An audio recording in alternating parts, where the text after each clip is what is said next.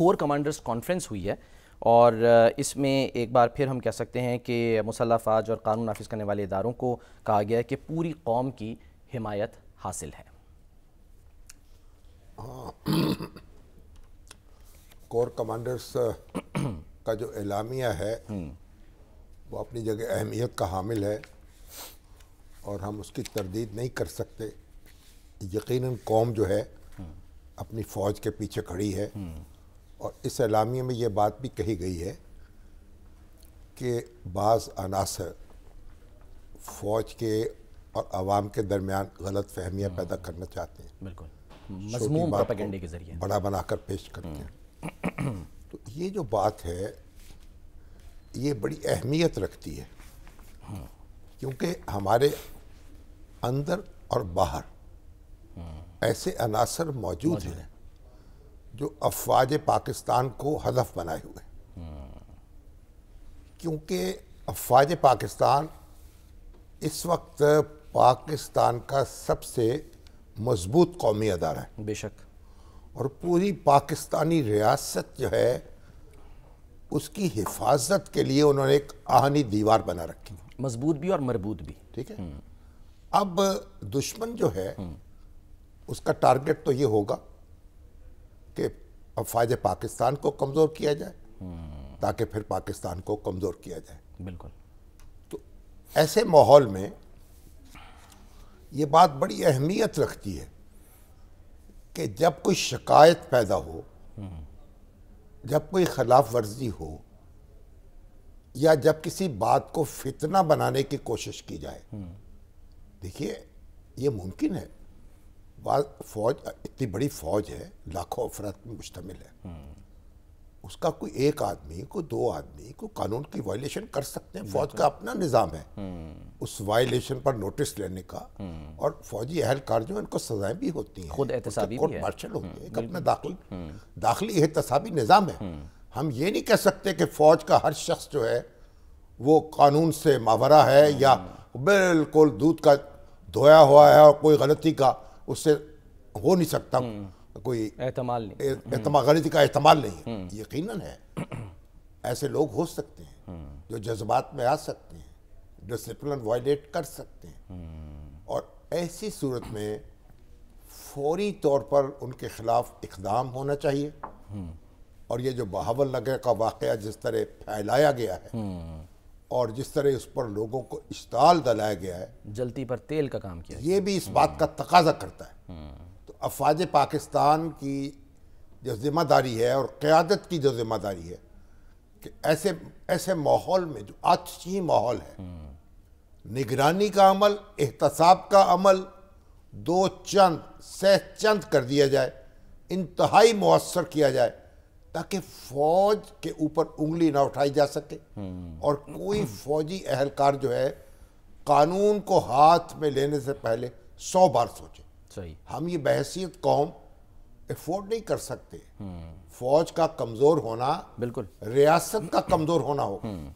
اس لیے اسی لیے بار بار کہی جاتی ہے نا یہ بات کہ فوج کو سیاست میں ملوث نہیں ہونا چاہیے، لیکن شامی صاحب اگر سیاست سے الگ رہنا چاہیے، ٹھیک ہے، ٹھیک ہے، کیونکہ جب سیاست میں آپ داخل ہوتے ہیں پھر سیاست آپ میں داخل ہوتی ہے۔ لیکن اگر خود دعوت دی جائے، کیونکہ یہ سیاستدان تو دیکھیں نا ایک دوسرے پہ خود بھی کہتے ہیں کہ جی معاملات صحیح چل رہے ہوتے ہیں، اچانک آپ کہتے ہیں کہ جی فوج کو بلاؤ، جب آپ مداخلت کی دعوت جو بھی دیتے دعوت دی جائے اور جو بھی صورت ہو، کوئی تقوی کا تقاضا بھی تو ہے نا۔ اب آپ کو کوئی دعوت گناہ دے باہر سڑک کے اوپر تو فوراً لپٹ جائیں گے جا کے، انکار کریں، تو کچھ آپ بھی تو اپنے آپ پر قابو کریں گے نا، ہمت انکار بھی پیدا ہاں کریں۔ جی، تو پھر ہمت انکار بھی پیدا ہونی چاہیے نا۔ جو فیض آباد دھرنا ہے جی سر، اس کے بارے میں جو انکوائری کمیشن قائم ہوا تھا، 3 رکنی، جی سر، 3 سرکاری افسر تھے نا جو اس میں، ڈاکٹر سید اختر علی شاہ، ہاں جی، جو آئی جی ہیں ریلوے کے، جی، اور سابق آئی جی اسلام سابق آباد ہیں، طاہر عالم صاحب، اور وہ بھی آئی جی، جی، اور ایک ایڈیشنل سیکرٹری بھی تھے، جی سر، وہ تھی خوشحال خان، وہ حاضر سروس ہیں شاید۔ جی سر، سیکرٹری داخلہ۔ تو 3 سرکاری افسر جو تھے بڑے واجب الاحترام ہیں، لیکن 3 سرکاری افسروں کا یہ کمیشن بن گیا کہ یہ ذمہ داری کا تعین کرے۔ اب قاضی فائز عیسیٰ صاحب کا فیصلہ ہے 2 رکنی بینچ کا، جب 2017 میں تحریک لبیک نے آ کے دھرنا دیا فیض آباد چوک پہ اور راول پنڈی اور اسلام آباد کو کاٹ دیا. بالکل. اور اس وقت یہ الزام لگایا گیا کہ ایک ترمیم کی گئی ہے الیکشن ایکٹ میں جس میں جو ختم نبوت کا حلف ہے وہ ختم کر دیا گیا. ایک الزام تھا مبینہ درست نہیں تھی بات. یہ زاہد حامد صاحب میرے خیال ہے زاہد حامد وزیر قانون تھے، ان کو ٹارگٹ کیا گیا، ان کے استعفے کا مطالبہ کیا گیا اور دھرنا دے دیا گیا اور حکومت بے بس ہو کے رہ گئی. اس وقت شاہد خاقان عباسی صاحب وزیر اعظم تھے. بالکل. نواز شریف صاحب رخصت ہو چکے تھے اور الیکشن کی آمد تھی. اس وقت پھر تحریک لبیک جو تھی، اب یہ کہا جاتا ہے نا اس کے ذمہ یہ تھا کہ جو ووٹ بینک تھا مسلم لیگ نون کا اس کو متاثر کرے، اس کو توڑے. تو بہرحال دھرنا دیا اور حکومت بے بس ہو گئی.